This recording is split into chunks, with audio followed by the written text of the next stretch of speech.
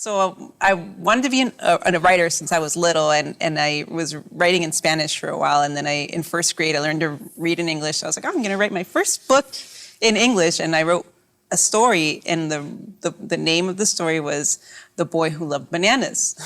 Sí. And it was about this little boy who loved bananas, so he would take a banana every day to school. And there was another little boy who used to make fun of him for just like always eating bananas. And so the little boy goes to his mom and cries. And he's like, oh, my son, they're making fun of me. And the mom's like, no, everything's going to be okay. And so goes back to school the next day. And then the next day it turns out that the boy who had been making fun of him actually also loved bananas. So they became friends and they ate bananas together. And so I found this little story like in my garage, and I was like, oh my God, this is a queer acceptance like fiction that I wrote when I was 6 or 7 years old. So I was like a queer activist before I even knew what that meant or that I was even queer. I love it.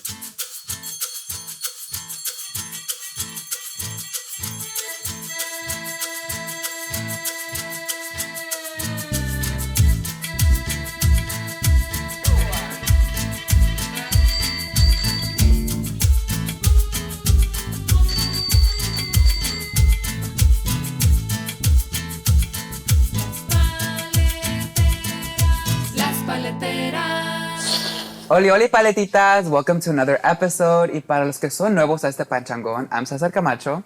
I'm Ana Sheila. Y yo soy José Richard, alias Nalgona. And this is the podcast para todas las paletas chismosas, deliciosas, picantes. Así que, welcome to the season finale. This is the season finale of season 2. Season 2. Hey. Final Aquí episode of trabajando. season Aquí andamos 2. trabajando. Woo! We've been working. ¿Qué se trabaja? Dicen. I barely got up this A morning. veces queremos trabajar, a veces no. But yeah, it's the final episode of the season. We're super excited. We made it through, guys. It's been a long couple days, but we got it. We're here. We're queer. And we're going to talk about pride. The good, the bad, and all the corporation of it all. So we're going to dive into the juiciness. But before we dive into everything pride related, we're going to do our little segment, Dicen por ahí. And my Dicen por ahí is que y'all are fake and don't even celebrate pride. No, I'm kidding. Nah. No, that's true. I love it. No, I mean, that's true. I mean, do you celebrate pride like that? Like, you're like, I'm going to go today to the parade. I can't remember the last time I went to a parade. Actually, no, 2 years ago. You know what? I went 2 years ago. Yeah, but like, it's not like a... Unless my friends rile me up to like, let's make pride plans, let's buy the tickets. Like, I don't plan it. Like, it just happens the day of. I don't know. Yeah. I mean, because also I remember the day where like the ticket to at least LA Pride was like $20. Yeah. Not that pinche madre. Now it's like 100 something. I'm like, Yeah. Like they were giving who's me even $100 performing? show. I'm kidding. Nobody. And I mean, I think that like, I think our relationship with pride is probably a reflection of both like, how long we've been part of the community and also like how we're feeling about what it is, period, which I know this is what we're getting into today, is like our feelings around what pride is and what it represents and how we identify with that, right? I've also said this before, but I do not like the aesthetic of a rainbow. Ugh.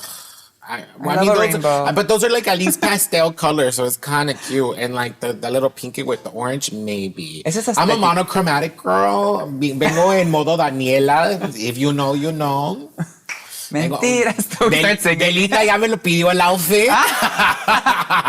Después de eso se lo voy a enviar por correo. Después de eso se lo voy a enviar a Belinda. Le vamos a hacer un poquito de sastrería, pero it's all good. No, I feel you on the Van a rainbow, dar tu though. tía. But, It's because I just don't like the aesthetic of 7 colors mashed up together. Like that's stupid. It's like tie dye. That sounds like some white shit. Like. But y también is like, I would never wear that. I feel like it's maybe I did that like my first few years of coming out. Pero, I like, never did. You never did? No. Okay. I'm like, did a I'm little a fucking bit. rainbow already. ¿Para qué quieren más? O sea, yeah.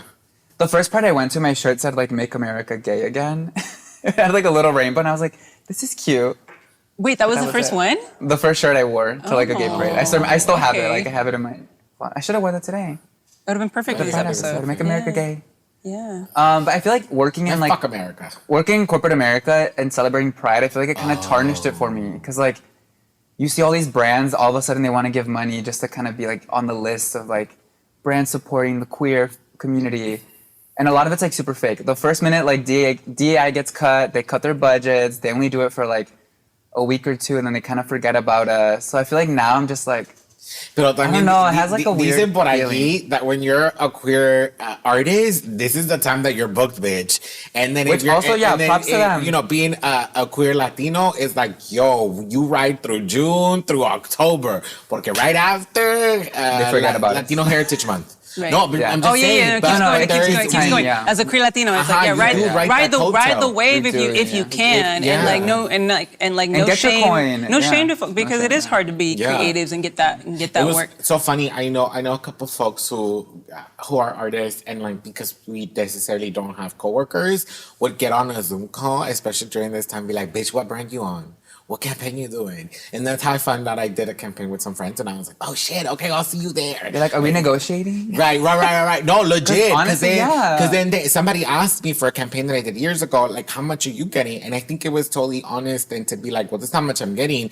My hope was only like, just don't throw me under the bus, bitch, because I did sign an NDA. But like, I'm gonna tell you because But know your worth, community. know what's- Yeah. yeah. And they were able to get as much as I did. So I was like, hell yeah, cool, you know. But they weren't on Times Square. Because when I worked on that side, like contracting like influencer celebrities for like campaigns, like I would always try to be like, I don't know, because sometimes they lowball you so much, Oh, or like they 100%. want to save budget. But I'm like, if you have 50,000, like let's pay everyone equally, or at least try to give them the amount that they 100%. deserve, instead No. of like trying to lowball them by like $2,000. Like 100%. what is this corporation going to do with $2,000? But then not Might as well everybody, give it to not someone. everybody deserves the fucking fees that they be charging. Because I was like, bitch, no, eres una pinche personalidad que literalmente cualquiera la tiene, güey. Hasta Ana Sheila la puedo contratar. A ver, saca el checkbook, saca el checkbook.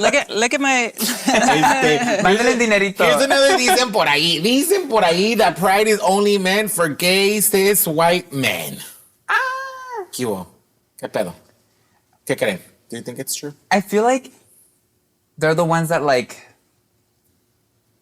are like, I don't, how do you say it? Like that's like their main personality. because they have Well, I nothing mean, else. no, but because they're like Mainstream because they're like spaghetti. because they're Yeah. like mainstream gays, and like I feel like they've gotten disconnected from like the struggle, and so like pride is perfect for them Or because they have no struggle, so or they, they have no want to struggle. feel relevant. And so like pride is perfect for them because they're like that's their time to shine. I'm a Y no les prize. importa, y no les importa como otras cosas. And like for us, it's some- like we're going through other stuff like our Latin culture, our like 100%. community. There's so many other topics. The that, whole like, fucking world. the whole fucking world. Con quien te coges no le importa a nadie. Ya cállate. Ay, no. If you're a gay white man seeing this podcast, hit the like and subscribe. Call it reparations. Support the POC queer folks. For real. Because Give us we the- are the use your- reason you exist, puto. Use your privilege to uplift others. in No, the queer for community. sure. And I think, I mean, not gonna lie, as someone who was raised to be a gay man per se, I mean, it's fun. It becomes a place of like, and to some extent, community. I think over the years, you just assess, is that the community you want to be a part of, or the community you want to not support, cultivate, as opposed to finding other ways and other spaces and programming, right? I think for that exact reason, we got together and said, we're going to do Las Paletitas, right? We're going to talk about our experiences as queer folks throughout everything in the whole year. So it's not just like this thing where we turn off la jotería. O sea, bebé, yo literalmente salgo a la casa viéndome así. Right. So, We're always queer. 100%. Always Latinx. Not Latinx. You're What is it? stupid. What is it? Queer tinks or Latwinks? Someone was like, "You're a Latwinks." I was like, What's a Latinx? a Latino twink. I was like, Latino girl, I'm twink. expired. She's Why? getting up there. Ya se le está cuajando la leche. Yeah.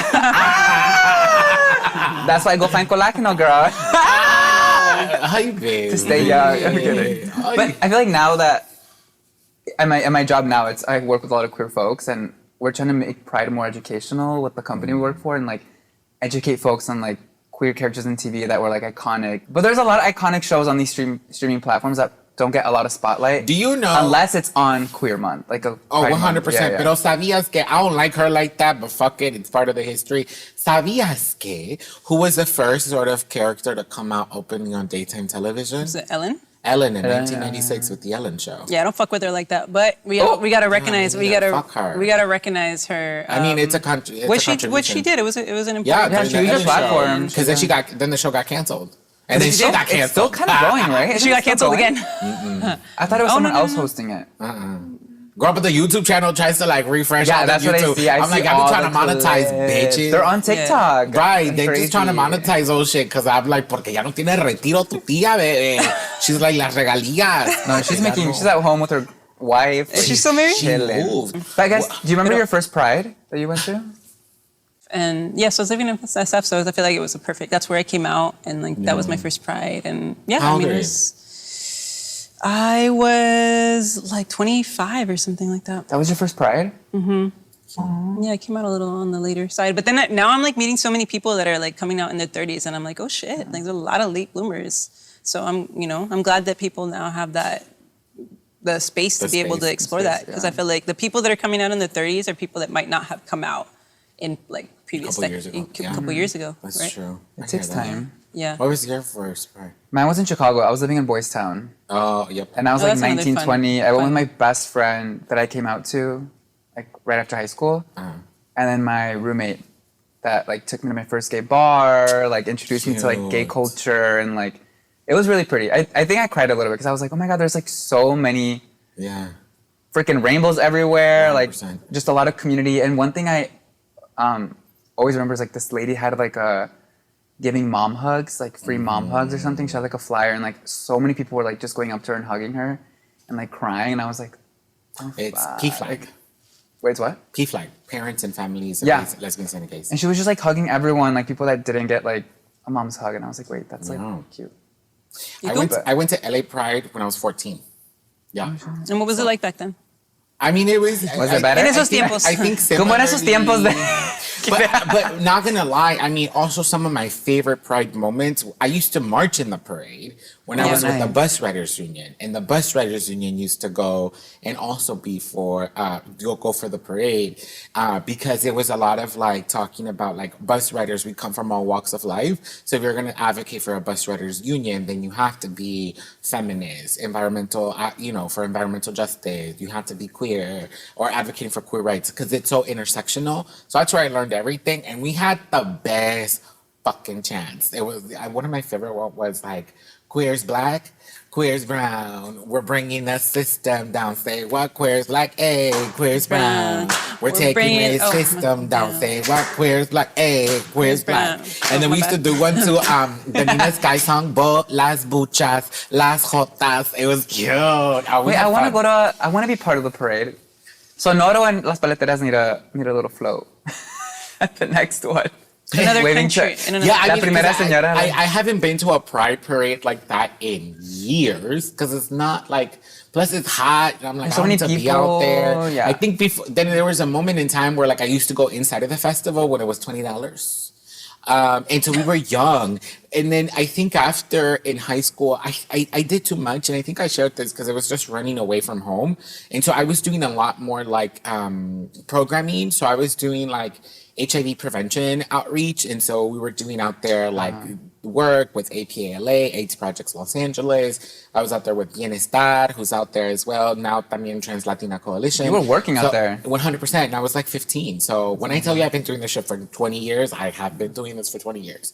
But then when I got into my 20s, because I had been doing it, or at least going to the festival, I would just go for the bar crawl. Yeah, it's fun to... And that was a little fun. Day But drink. I do remember that first time that I went, somebody gave me a paddle. And I was like, oh my God. And I went with my friend's dad. Her dads, because her dads are queer. And so they were kind of the ones that were like, yeah, we'll bring Richard too. I mean, it's like, yeah. And of course, it's like you're fucking a kid, so we'll take care of you. So it wasn't too wild. There was like a family thing. But then one of the people walking gave me a little paddle. And I was like, what do I do with this? And I remember my friend's dad being like, go, do it. A friend's dad? And that's when Nalgona was born. That's when Nalgona was born. No por las nalgas, sino por las nalgadas. I love that. That's Look at that origin story. With flashbacks to like... we should be creating this kid. We should be creating this kid. Wait, I love that. We need all your baby pigs. Well, you know the one I went to that I liked was Long Beach. Yeah, Long Paulina Beach. Rubio was there like 4 years ago, Paulina 3 years Rubio. ago. And it was like, there were so many Latinos and I was like, I was wait, gonna I say love this. that one's a lot more Latino Yeah, it was so- than other ones. so And many like West tias, Hollywood tios, for I sure. love that. Yeah. And now everybody in their mamas has a fucking bride.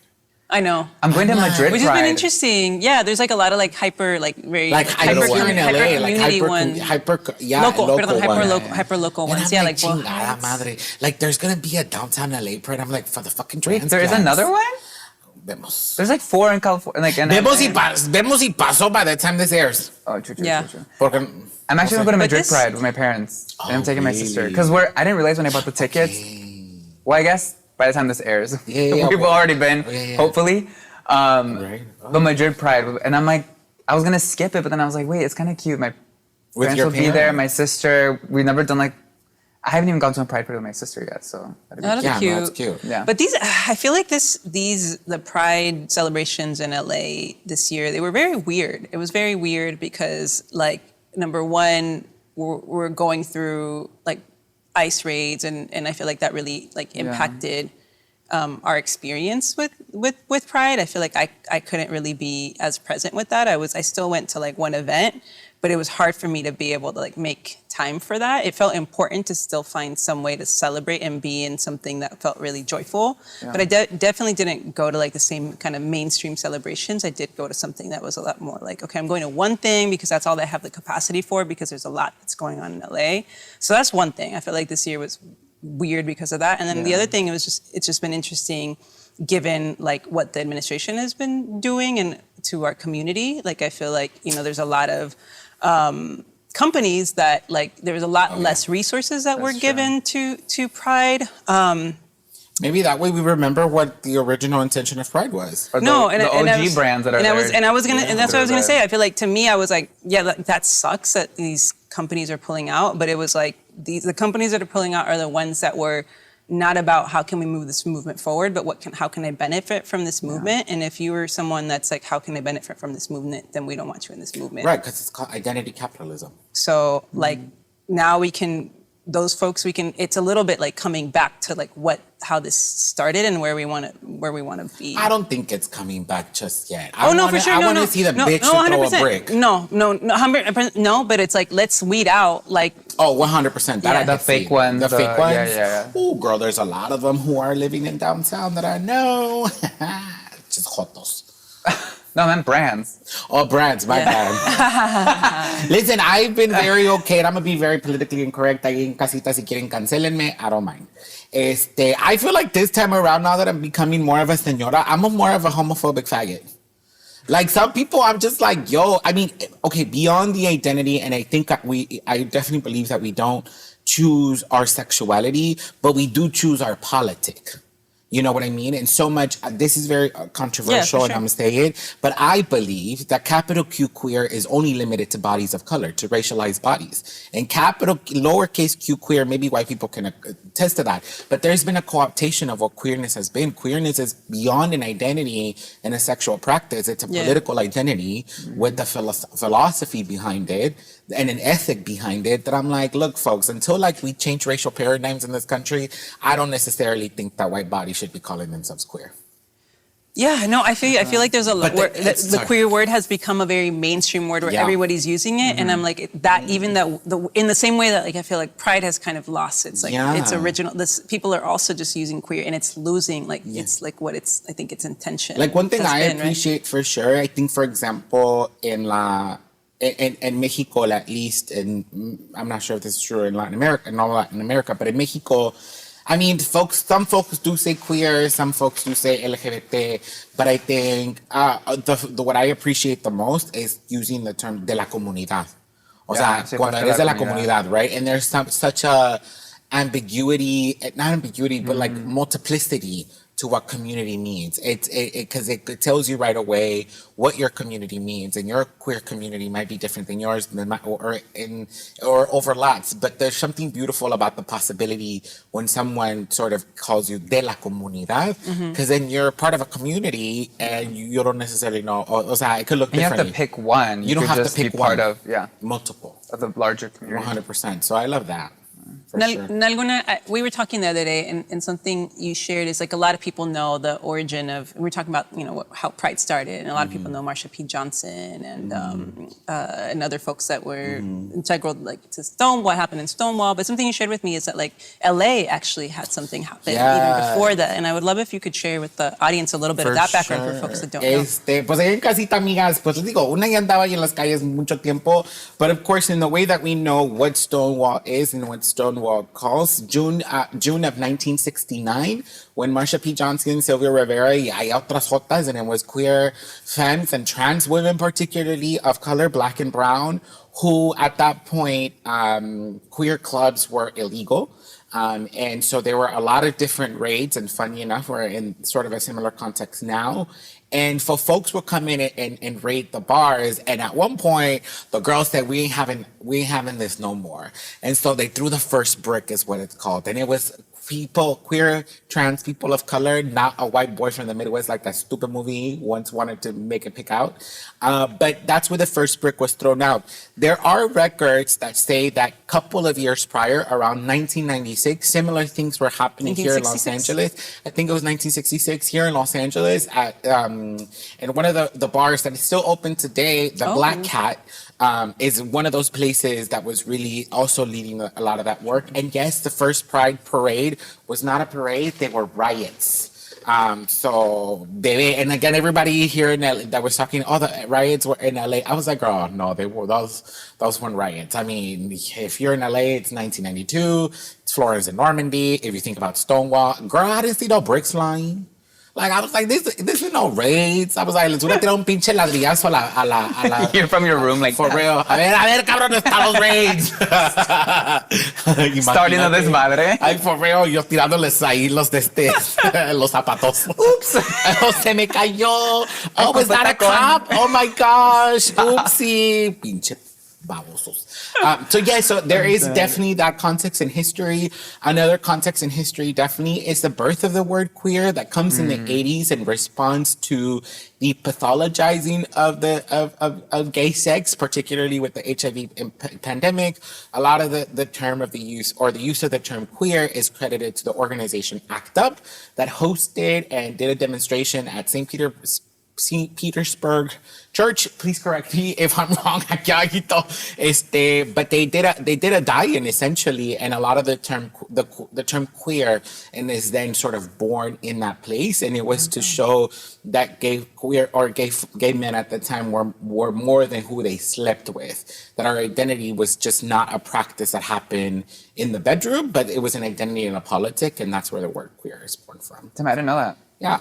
So all of the identity that we know now has been birthed in resistance. Yeah. And I think to what we were talking about earlier, it's been kind of disheartening to see, one, the complacency, because it happened again también in 2008 and 2009 when marriage equality passed in California, but not forget that our homegirl, Jenny Gutierrez, was invited to Obama's White House, and she was out here talking about stop the deportations, and it was gay white men that heckled her.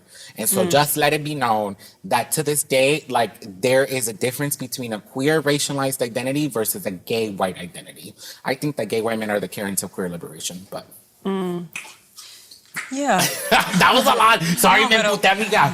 I'm like, so have we lost our way when it comes to Pride? I'm kidding. I don't think we have. I think we have a little bit. Yeah, and I mean, I think that's what happens sometimes is like movements are started with como in resistance, in protests. And sometimes after a while, we kind of take, what happens is in a lot of movements, we take for granted what we have and then become complacent. And then I think that's when you sort of are a little bit disconnected from what work there still is to do. 100%. You know? Yeah. I'm gonna buy a queer history book after this. Yeah, there's a good book called Gay LA. You should read it. Oh yeah, I'll do that. Yeah, but no, I totally agree with you, and I think if anything, and I feel like I'm just sharing a little bit of the frustration and anger only because I've been in this now for such a long time that it's easy to see or to reflect upon those different phases and stages. But I will also say that I am very proud of like the communities that still maintain that politic, because you see a lot of like younger generation queer generation just being as like vocal and resisting as much, particularly in the context of the country that we're in right now and the politics of the country right now. And so there is a cool moment to see that there is a wave of folks who like that está renaciendo de esa forma otra vez, and it's good to just be like, okay, dope, let's do it, you know. Una ya señora, I don't know if I can throw the brick, pero amiga, yo te los agarro. Yo corro, Nalgona. Yo te los paso. But it is beautiful seeing like the younger generation being so vocal and open. Yeah. Or even at these riots and like I went to the protests for No King's Day, and like there were so many children. I was like, oh my god, this is like cool. Parents bringing them out too. Yeah, and I think a lot of it is just because it's our generation are now parents. Yeah, that's true. So it's kind of interesting. Because like our parents are like, ¿pa qué van a andar allá? Like da da da. They're like more scared, and now we're like, no, we have to. My mom would see a protest on TV and she'd call me, ¿Dónde estás? Yeah. Andas Nomás afuera, que te ve ¿verdad? allí. See, and then I'd come home like, no madre, and I'd come home all ronco because I've been chanting for hours. Andabas allá afuera, ¿verdad? Andabas allá afuera. And now my mom calls me, she's like, ¿Dónde estás? And I was like, aquí en la casa. Ah, okay. Yeah, like, I put in the ¿No estás work. en la calle? Sí, literally, ¿no estás en la calle? And I was like, no, señora, ahorita no, ya no. There's other forms of protest. 100%. Yeah. I mean, you know, and I was Different sitting with that. forms I mean, I was on the front lines for a long time, and I feel like now I get to do a lot of work that's still, you know, I think I'm more in the strategy side of the work now, but I'm also not going to make a spectacle of my work. Like, it's interesting to think about the work that I get to do. And in some cases, at least in transportation, the millions of dollars that I can influence. And I'm like, I'm not going to put that online. Like, there's no reason to make a spectacle of everything. And I think that's also disheartening thing that I'm seeing now. Like, I feel like at the protest and at Pride, you just see people who go for a photo op moment. And I'm like, cool. Yeah. Like, ahí termina y ahí empieza tu política y ahí está. Yeah. And it's like, oh, really? Really? For sure. I know. Yeah. But I guess there's like, yeah, I feel you on that. But I guess there's also like, there's still a place for, because like, what do we mean? What do we even mean when we talk about Pride? What do y'all mean when you talk about Pride? Are we just talking about the celebrations that, like, is Pride, when we say Pride, do we just mean the parties that are happening in all these communities? Or what do we mean by Pride? That's true. Like, that's actually so true. I mean, but I think there's an element, I think the partying of it all, I think there is definitely like an element of our resistance should be rooted in joy. Yeah, 100%. You know, especially because the world tries so hard to rid us of that joy. Yeah, That especially right now. reclaiming that joy, 100%, that reclaiming that joy is essential to the movement. But that could also be a carnita asada among all your queer friends in a backyard. O sea, how we create space. Because I think what it is, and it's so powerful about like queer clubs back in the day, ahora ya no tanto, it was just the culture that was created inside of that it was a space to be. I mean, I talk about El Espartacus here all the time, but El Espartacus to me in Mexico is a good example of what, like, it's been around for 40 years, and that's it's because of like the resistance that happens of we're going to create this space in a part of town that people think it's hood, and it's still a place that everyone comes to, and that's the resistance. So I do agree that like an element, I mean, not that I agree, but I would just add that an element for sure is the joy and the resistance in that. What was that club in LA that everyone went to before COVID? Like, it's a very iconic queer arena. Oh yeah, you weren't here for that. Oh, the arena. Oh, in Circus, baby. Yes, everyone talks about that. The arena was No fun. me These were iconic. I was in Boys Town at the time. Qué bueno. See, you didn't appropriate that too. No, but the arena was really fun on Santa Monica and Las Palmas. To be out there for sure. And I mean, it was just fun because then right next door they had a place called Circus. Y tenía like 5 stages. And there was like norte. I mean, it was like cumbia. Because we don't have those kind of clubs. It's like not the same. And they're too packed. They're like not the vibes. Like, they used to have a night on Thursdays called Tiger Heat. I used to think it was like a band. And then, of course, I went to MacArthur Park when I was 16 and got my fucking fake ID. And I would go to Tiger Heat on Thursdays on the bus, bitch. At 16. Ay, no. Ya tienes rato en las calles, girl. Sí, por eso te digo, o sea, yo ya viví 4 vidas. O sea, pinche... Ya no tiene nada más que hacer. Sí, ya no. What are going to be the newer... Ya está cansada. La señora. No, cansada no. I'm just more selective. Oh my God. What is, I think, what's Pride for you then? Or I feel like I celebrate Pride all year long. Like, I'm always like just being gay. I don't know. But when do you feel the most gay? Like who's around you? What I feel does it like smell what you like? mentioned, What are like being around wearing? community. Like when I have like my solid group of gay friends that I can be myself, especially like the Latino gays, that feels like home to me in a way. It's a It's like I wish I recognition. had that when I was little. Yeah. Yeah, it's a recognition. And like that's pride. But yeah, I don't know. And when it comes to like Pride Month, like what events do you sort of like? How is that change? Like what you seek for your Pride? I don't think it changes for me. I think I'm just like, No? no, I'm not really like a big parade person, but I'll go out for like the events. Yeah. Y es la primera en pedarse. I don't know. Ooh. But yeah, I don't know. I don't think I changed my like vibes for like Pride. No, I mean like the events, because I know for me, like what I go to and how I celebrate has for sure changed. How has it though?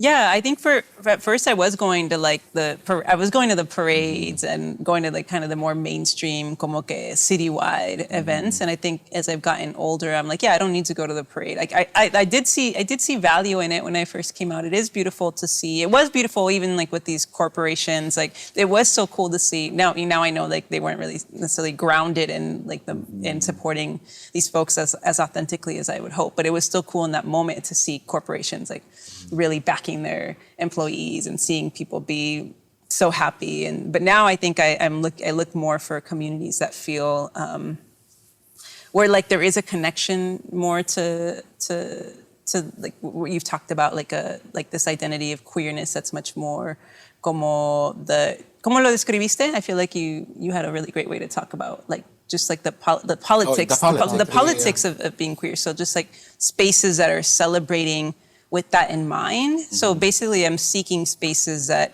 are still celebrating and honoring, because I think that's important, but that they're grounded in values that feel more aligned. So I usually look for that kind of language, that kind of, so like this year I went to an event where there's going to be no police, which I think that's just like identifying, and then the things that they talked about is like creating a space that is also thinking about folks with different abilities. So everything that I saw and how they were communicating in the event, what they talked about felt very like aligned with my values. So that's what I'm seeking. I'm not just wanting to go to an event just because it's Pride, but I want to make sure that what I'm going to is grounded in my values. Yeah.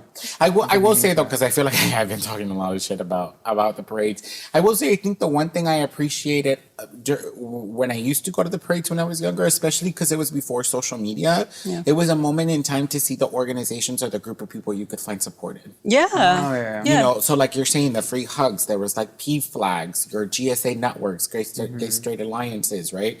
You had the LGBT, like the LA Men's Chorus, the LGBT Center. You had the Sisters of Perpetual Indulgence.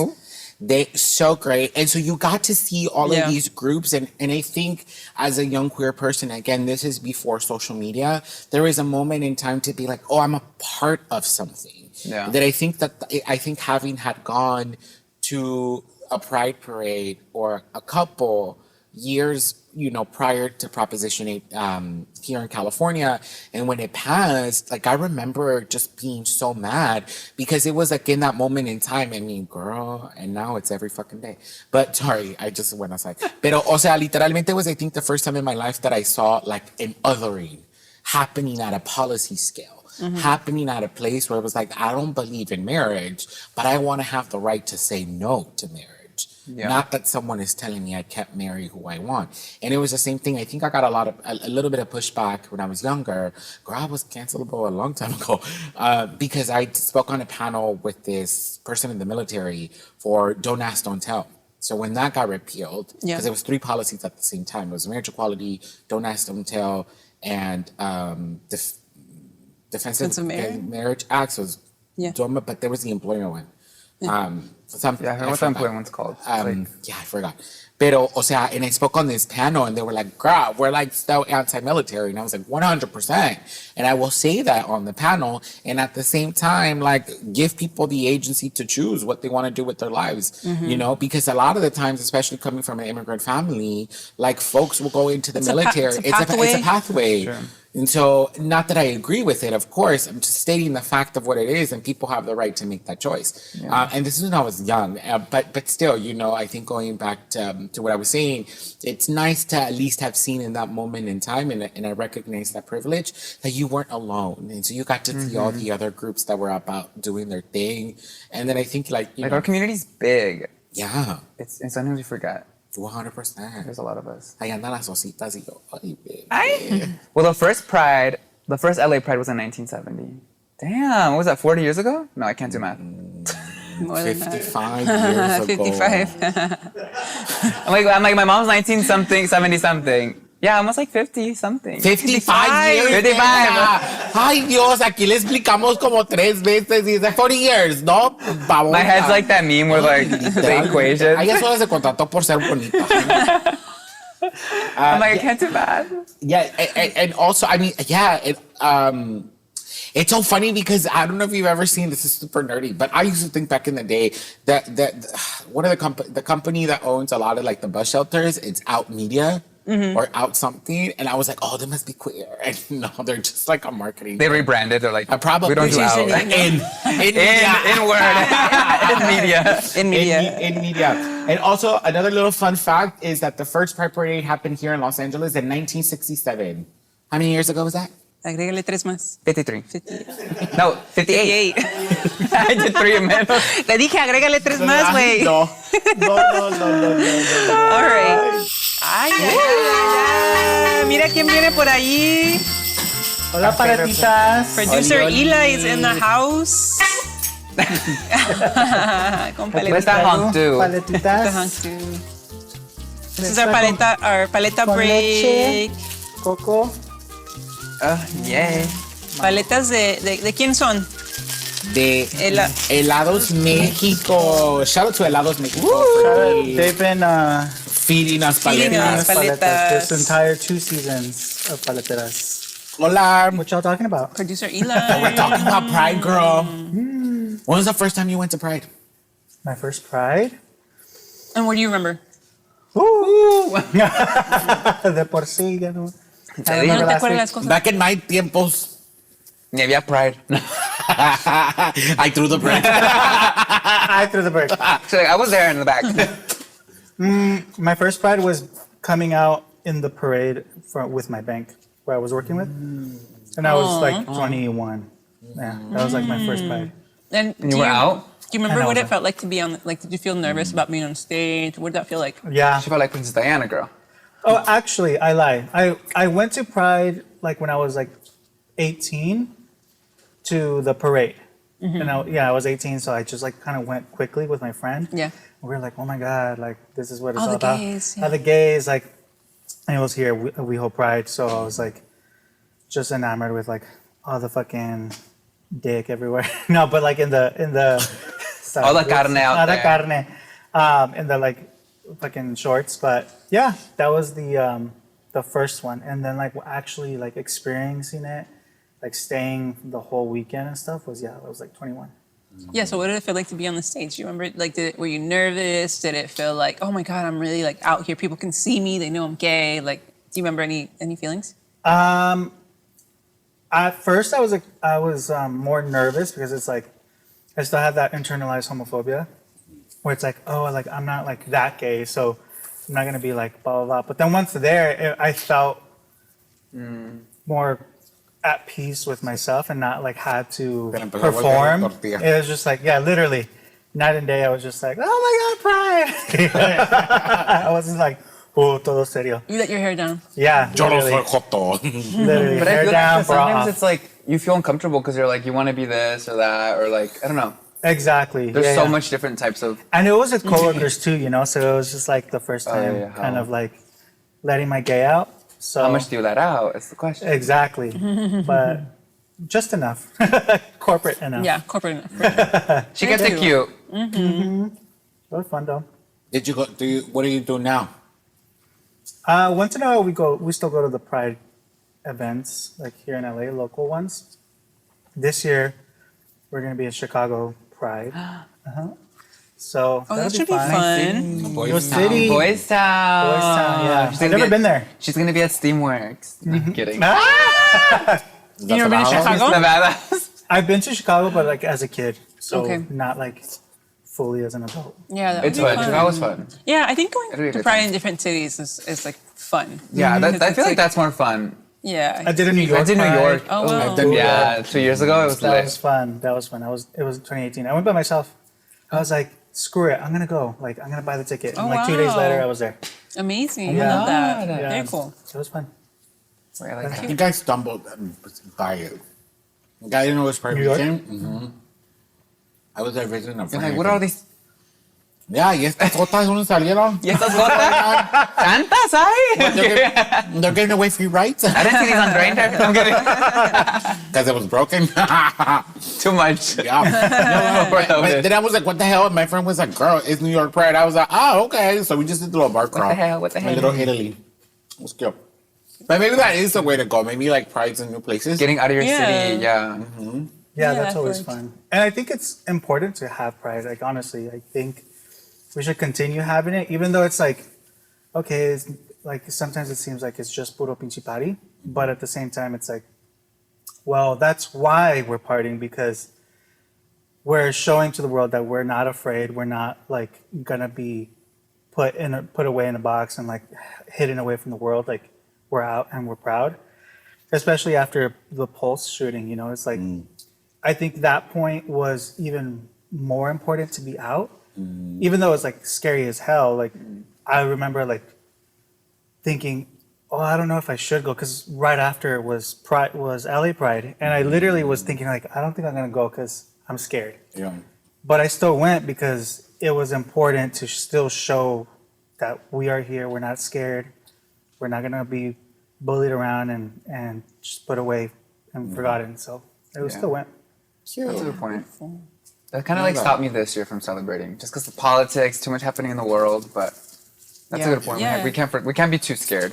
Yeah. For sure. Right. We have to De show que- up. We have to For real. represent. Resist, represent. De que no te preocupes, bebé. Ahorita voy a tragar todos los hijos que no me tragué en junio. It's never too late. Pride in July, Pride in August. Yo, oye, Pride on your love. oye la noche, Jota. Ay, A celebrar. Sigue la Ay, ¿tú celebración. ¿Tú cómo celebras? Todavía es Pues? junio. ¿En todavía es el junio. cuarto oscuro? However Encuentro you mi celebrate, rainbow. I'm kidding. just Cute. show out. We gotta taste the rainbow. a rainbow of melanin. Right. Ah, Well, Qué thank you for rico. this, Kiki. thank Gracias. you. Gracias, producer. Ciao. Bye. Te paso la Hey, can I basura. have one more? I'm kidding. Ya traigo una. Ay, Ya te comiste varias. Empalagar. Ay, esa chiquita. thank you. Las paleteras. Las paletas. Perfect. Well, you know, it's interesting to bring up a point that Eli mentioned a little bit about like pride still existing. Do you think, and you mentioned like it stopped you from going because of the politics of it all. Do you think that pride should continue to go? I know we all talked a little bit about like it's changed for us. Yeah. You know, I'm not out there going to the parade like that. Do you think it should still go on or should it change in some way? I think it should. I mean, I was a little nervous this year just because so much stuff that we're seeing on TikTok and like homophobic folks like potentially going to places. I don't know. So I think I got that in my head. But I feel like it still should happen. It's like because regardless of whether you're celebrating in your city, another city, like it's a safe space to just be surrounded by a lot of people. There's also like little queers, you know what I mean? Like parents taking their kids, like see like that we're amongst other folks. I don't know. I still like pride. I don't do that much pride stuff, but I like that it's there. Yeah, I mean, I feel like it's like a, you know, we're queer every day, but there is something beautiful about having this like dedicated time where there are more events happening, where we are kind of maybe reflecting more, or leaning into our joy maybe even more because there's like more activities happening. So it's like, okay, well, I know this is happening. So like if I want to do something, I can. And there are more, and in the same way that like, just our communities have grown, there's also way more programming. So you really can find the types of curated programming that you're looking for. And it's the same way that like, you know, back in the day, people used to go to West Hollywood way more because it wasn't the most inclusive place. We didn't have that many places to go to. And now with social media and other communities, you know, using other parts of LA, like I feel like you don't go to what, you don't need to go to West Hollywood, right? Like, so Now there's like gay, like like the east Mexican side of LA. parties. Like I Right, feel like so there's there's- so many. You Right. could find your niche and like 100%. celebrate. Be more intentional with. I what think you want to celebrate. I totally agree with both of you. At the intersection of all of our identities, I feel like I've seen now, for example, like a lot of programming that's not queer per se, but it's done with the queer politic and a queer intention, and homophobia and Celebration. transphobia are not gonna like function in those spaces. So it becomes a queer friendly space. Y las jotas, well, we go and invade. And so it becomes like, you know. We show up anyway. 100%. And so it becomes like a place where now, like, it's like I can still be my queer self in like a Latino program. You know what I mean? Whereas before, I felt like in some ways, at least what happened a lot when I used to go to West Hollywood, I've always said this and I've said this on the podcast, that I'd rather be the only queer person in a family and a carne asada full of Latinos than to be the only person of color in a gay white bar. Yeah, I'm just kind of like, because at the end of the day, You notice a shift right away when you walk in. 100%. It's because, and for some of us, like, there may not be physical codings or physical codes of our queerness. I mean, yo salgo a la casa y dicen pinche jota, o sea, there's no way I can pass. But for some folks do pass, you know? And so the only physical marker that we have for differentiation is esto. And that happens all the time in a gay white space that I'm like, fuck that. I don't want to deal with that. Let me go and unpack the conversation around my queerness amongst my community. You know what I mean? So I think that's been interesting for me at least. And to your point, I think what is exciting in some ways is that now because there is so much programming, you can pick and choose your own adventure. And it's I like, love that. you know, Your own like, adventure. and there's still something cute. I think like, I'm not that bitter all the time, but like being able, like me ha pasado mucho, por ejemplo, si me encuentro otra jota ahí por ahí en la calle y me dicen Happy Pride, which is say Happy Pride back, right? Like there's nothing, Yeah, you don't it gotta doesn't be take like- away from my politic, right? Like, Right. what's so happy about it? Which is something that it's true. And I'm I may be scared to tell you feeling- Happy Pride. No, No, like it's cute. because It's it's cute. a nace, you know, from some I'm people. so happy about it. They start crying. It'd be like, nah. That's In this hilarious. political climate, What's so happy about it? They're coming for you next. I mean, but low key though, I said that. I was like, but there's some truth, you know? I mean, you know what? Maybe we are going to start gotta throwing stay bricks. safe. Shit, I don't know. But no, I will say though, I think throughout this month in particular and throughout the summer, because now it's like, girl, you can't celebrate Pride just in June. People be throwing Pride parades in September All year and long. stuff. It's They all have year other long. Pride stuff event, no? Like later. Yeah, there like, is. There's a lot There's- of film festivals too that There's happen film like festivals, after Pride. 100%. Yeah. There's Podcast is a pride event. Oh, this podcast is a Pride event. We're not gonna say that. But no, We're not yeah. queer. No, I'm kidding. Right. Let's who? No, but, yeah. but it is kind of cool. Like again, that because it happens all the time now that there is a way to. It's like multiple spaces happening at the same time, so there's a place for everyone. Where I think cuando antes nomás teníamos una cosa, it was like vamos a amontonar todo in one yeah, space. clump y era everyone. como, ajá, clump everyone. But you're gonna say That's a good something, I'm point. sorry. You know what group I really appreciate? Mi Gente, the organization Mi Gente. We went to an event we covered in Atlanta. What I love about them is that I feel like they are very queer centering and queer inclusive without fully being queer. I feel like those are the kinds of spaces that and obviously their politics are very progressive. And so I feel like those are the kinds of those are the kind of communities I want to be in, the kinds of celebrations that I want to be in. And it's also making me think about like, how could I contribute to what's my contribution to Pride? How could I be creating? Because I've been thinking about like, what is that intersection of like joy and like activism and maybe also like professional development? Like how many like events kind of do that? So I've been thinking about like, what are the events that I would want to more of like now thinking about who I am now, like what kind of events I would like I feel like that this conversation inspired that reflection. Like what kind of events am I missing when it comes to Pride and both in what I want to celebrate, where I am in my identity, and also like what is helpful for me in my own growth, if that makes sense. Yeah. So, I like that. I love that. so thinking about that a little bit. You know what's I guess for me what's interesting and to think about. I mean, it's kind of cool that we're having this conversation about like it's all year, I don't need to go or whatever. And I think it's in reflection and hindsight. I think it's a manifestation of the way society has shifted. Because I, for example, remember when I was like 14, 15, that it was hella radical to talk about PGPs, preferred gender pronouns. Now you see them in people's signatures, the click here. It's An become email, such a... se ha convertido, o sea, vocabulario cotidiano. O sea, we can talk about it. Like, what are your pronouns? And even like straight people who are like, oh, you know, my pronouns are this, or they like share their pronouns as a form of like from the get-go cuando te estás presentando. So I do believe that like society has shifted in that regard. I think even now, particularly the one thing I'm going to say probably sound hypocritical to what I'm going to say, but the mainstreaming of queerness and in the multiplicity and plurality of what that identity represents, I think also has shifted society, right? Because in so many instances, I remember being younger, a lot of the argument against homosexuality, I'm going to say it like that for the purpose of being sex with the same gender, was that you couldn't reproduce. Right? Like evolutionarily, what was going to happen? The human species was going to end, right? Mm-hmm. But now I think because we have talked about or visibilized in mainstream queerness, now we know that that's not the case. Like queer folks can have the can have the genitalia that line up to reproduce, and it's not necessarily a straight couple. You know what I mean? Like, we could reproduce amongst ourselves as queer communities and stay queer.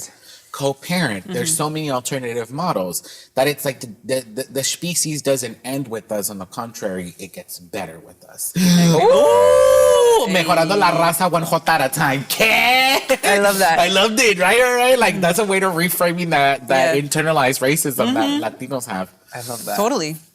Yeah. But I'm curious, I do want to, because we're slowly coming to the end of the episode, and I know there is a lot that was said, probably for me, las otras de que pinche Nalgona anda bien enojada siempre, sorry. But I do remember in one of the conversations that we had, Ana Sheila, you shared with us a really funny story that you have about it. So I think it's kind of cute to end on that light note. Can you share about your journey as a queer author? Well, I was just going to say, I was sharing with them some weeks ago that I'm like, oh, I've actually been like a queer activist before I even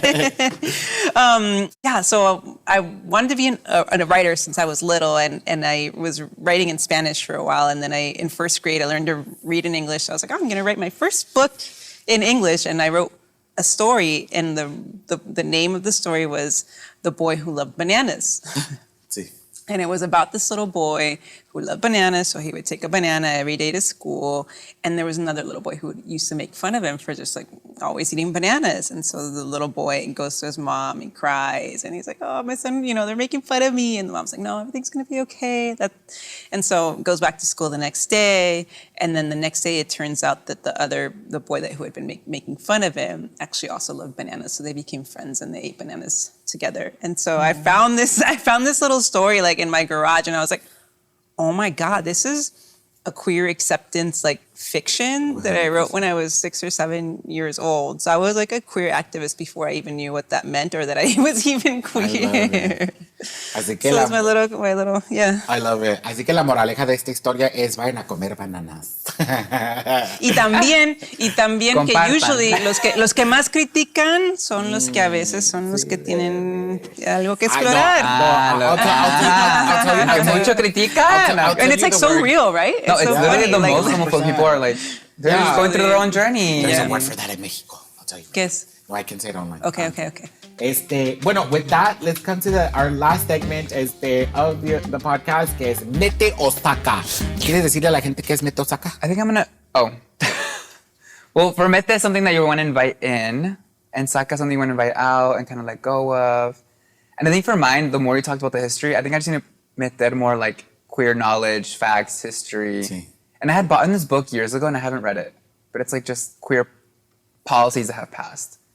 So I just need to read up on the queer history. Yo te los meto. ¿Por dónde? I'll give you the knowledge. The stories, the knowledge. Yeah. Pinches mal pensadas. So for me, yo creo que, I think I started alluding to it earlier, is I want to, I think that I wanted to start this podcast because on my former podcast, I'm always queer, so I was bringing that lens, but I wanted a more dedicated space to be fully queer and be fully unfiltered. And we've certainly have been doing that, and I'm so grateful to both of you and our producers as well for really creating that. So I'm like, oh, we really did that. I really had this dream, this vision for what I wanted a podcast to be, and it really is that. So right now I'm just like having, oh wait, shit, I really did that. We really did that. But anyways, we queer. So yeah, so I'm grateful for that. But I think now I'm thinking about, okay, yeah, like we've got this queer show. Like what else do I want to create from this space? So that's kind of what I invite in, like as a queer person, how am I continuing to take up space in this moment in time? What kind of experiences do I want to curate, and how am I helping our community? So I'm inviting in reflections around de aquí a donde voy, a donde vamos. Yeah. So. ¿Y tú? Yo me voy a meter más tronco. A ver. No es cierto. I think I'm gonna Pues sí, es cierto. I'm inviting in more me voy a meter más ¿Qué más te quieres meter? Sorry. I'm trying to find the wording of it. But like more She got distracted. the surrendering to the evolution of it all. Okay. You know what I mean? Like Of you, of the Like there's not one movement, right of what. or 100% way to be. yeah because I mean Queer I've shared this before. I mean, my queerness has changed so much, and I love every time I notice or I sit in this newness of the people I'm attracted to, of the different sexual experiences that I've had, the different romantic relationships. It's been so wonderful. So I invite more of that in. Like I invite my queerness to be my teacher. I love that. I love Okay, that. poetry. That's cute. Note it down. Bueno. Play it back. Right. Okay, well, oh my God, we're done. That's a wrap of We're season the 2. wrap. Season finale, Estamos the final cansadas, episode y'all. of So season thank you for. 2. No, but thank you all so much for sticking it through for another Yeah. season of Las Paletitas. It's been so beautiful, actually, as we're talking about Pride. I think in the space there's to like encounter other listeners out and about in the world, and Yeah. folks ask about Las Paletitas, or I saw this episode with Las Paletitas, or like I've even had people saying the jingle and stuff like that. So that's been beautiful. Las And thank you so much for sticking with us, for believing in us. Like Ana Sheila said, right, we're just thinking about what are we going to do for season 3, and we'll take a little bit of a break for sure de aquí entre ya para pensar un poquito más and be intentional and brainstorm. Pero se les quiere un chingo. Yes, and we want to hear from you because we want to create this. I mean, it's for us, but it's for all of us, right? So please let us know during our break what y'all want to see more of. A quién quieren que, what guests you want us to have, what kind of events like you might want us to host, like. What event should we go You're like, don't to? sign us up for. What Don't sign us chisme up for can we anything. spill on the podcast? Pero yeah. Sí, manden chisme. Okay, Paletitas, thank you for sticking with us. Y recuerden que la vida es más sabrosa con nosotras porque somos Las Paleteras.